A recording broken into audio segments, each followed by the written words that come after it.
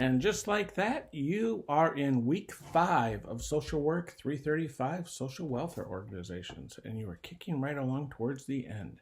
This week's workshop is going to focus on generalist social work practice. You will be reviewing some scholarly resources. You'll be doing a praying in color about healthy redemption through relationships. You'll be taking part in a new discussion where you share your insights on a relevant case study. You'll be writing a new set of case notes about the ongoing case management family sessions that you're watching in the videos. And you will continue working on your case management training with the National Child Traumatic Stress Network.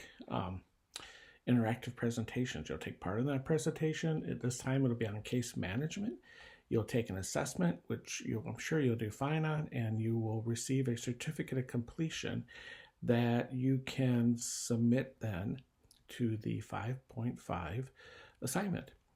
And all those certificates, I would list all those on your resumes as you're building those, because those are completed coursework you've done online. So I think this will be a fantastic week for you, and you'll learn a lot. God bless.